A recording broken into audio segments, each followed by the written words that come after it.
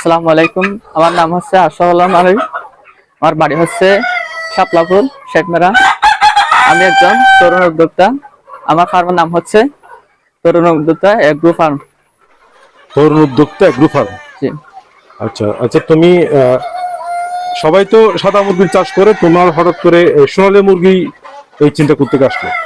না, সবাই তো সাদা মুরগি চাষ করে, আমি একটু ব্যতিক্রম করতে চাচ্ছি। কারণ আমি সবসময় একটু নতুন কিছু করতে চাই, যাতে মানুষ সেটা দেখে আকৃষ্ট হয় এবং নতুন কিছু প্রফিট আসে।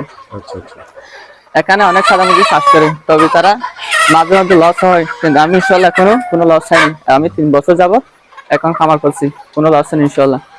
মোটামুটি তো যখন খামার করার চিন্তা করছো, তখন কি তুমি মুরগি কিভাবে প্রতিপালন করতে হয় সেটা তুমি জানো, বা কোথাও থেকে শিখেছো বা প্রশিক্ষণ নিয়েছো কিনা? না, আমি কোনো প্রশিক্ষণ নিই নাই। তবে আমার প্রথমে যখন মুরগি পালন করছি তখন সাদা মুরগি আমি ট্রাই করেছিলাম, তখন একটু সমস্যা হয়েছিল, মুরগি মারা গেছিল, কিন্তু তেমন কোনো সমস্যা হয়নি।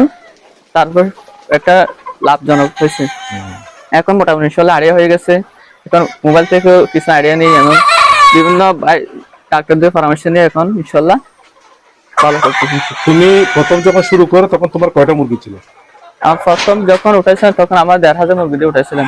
এখন ইনশাল্লাহ আমার 1,000 বাচ্চা? 1,500 বাচ্চা, মানে শূন্য থেকে বাচ্চা, মানে একদিনের বাচ্চা না, এখানে বোর্ডিং করে লালন পালন করে বিক্রি উপযোগী করে নি। আচ্ছা, তো এই 3 বছরে কয়টা চালান তুমি বিক্রি করেছো?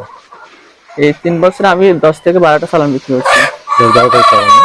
আচ্ছা, তোমার বিক্রির প্রসেসটা কিরকম? তুমি কি পাইকারি দিয়ে দাও নাকি এখান থেকে খুচরো বিক্রি করো? না, আমি এখানে পাইকারিও দিই এবং খুচরাও সেল করি, যার যেমন ইচ্ছে তেমন নিতে পারেন। আচ্ছা, তো পাইকারি তুমি কোথায় কোথায়, তোমার মোটামুটি এখান থেকে কোথায় কোথায় কারা কারা নেয় পাইকারি? পাইকাররা মনে করেন কক্সবাজার দিয়ে রোহিঙ্গা ক্যাম্পে এখানে যায়, এবং চট্টগ্রামেও পাইকারি আসে এখানে মুরগি নেওয়ার জন্য। আমাদের ফোন করে, সেখান থেকে কন্ট্যাক্ট করে দরদাম করে নিয়ে যায়। এবং এখানে গ্রামের মানুষও মানে ওগুলো দেখেই প্রতিদিন মুরগি নিয়ে আমার কাছ থেকে। মাসও নেয় না? হ্যাঁ। এখানে প্রতি কেজি কিরকম বিক্রি করো তুমি? এখন তো একটু মুরগির দাম বেশি, এখন 320 টাকা 30 টাকা এরকম করে বিক্রি করি। আর পাইকার হলে 10 টাকা 20 টাকা এরকম কম কম থাকে না? হ্যাঁ। তো এখন তোমার ফার্মে কতটা মুরগি আছে? আমার ফার্মে এখন বর্তমানে 2000 মুরগি আছে। গত রাতে আমি 500 মুরগি সেল করছি, এখন 1,500 মুরগি আছে। তো আমরা যতটুকু দেখলাম যে এই বয়সে আসলে তোমাকে তোমার এই অবস্থা দেখে মনে হচ্ছে একজন সফল তরুণ উদ্যোক্তা আমি বলতে চাই।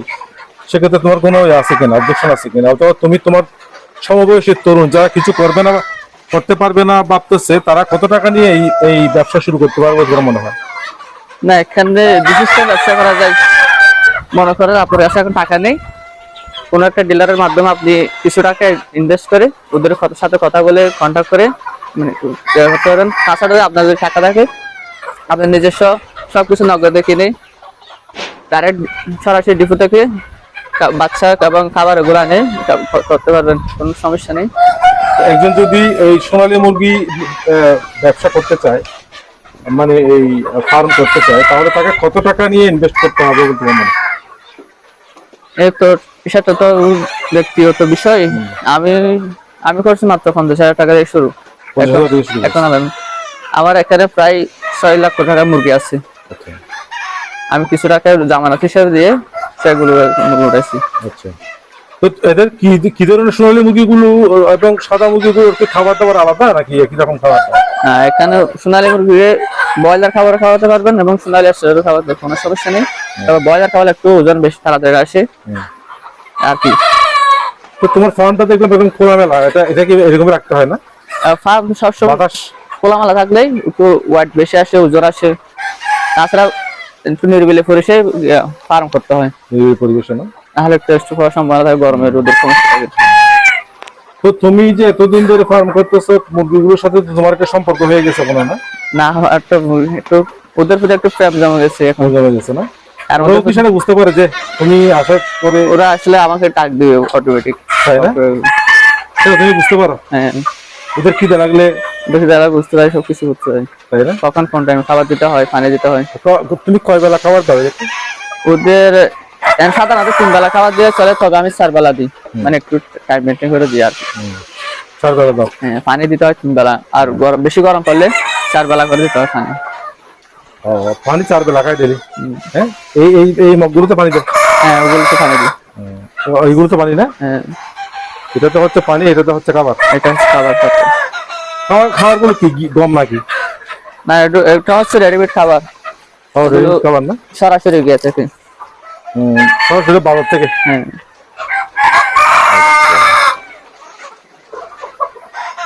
তো তুমি কি শুধু মুরগির খাবার করো না অন্য কিছু আর কিছু করো?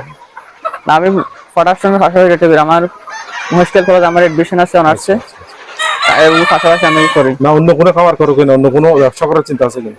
আছে ফিউচার প্ল্যানে ব্যবসা বড় করার চিন্তা আছে। এখন তো আমি আছি বাচ্চা, এখানে আমি বাচ্চা বড় করছি, আমার ভবিষ্যৎ পরিকল্পনা আছে এখান থেকে বাচ্চা উৎপাদন করবো ইনশাআল্লাহ আগামী দিনে, আচ্ছা, আচ্ছা।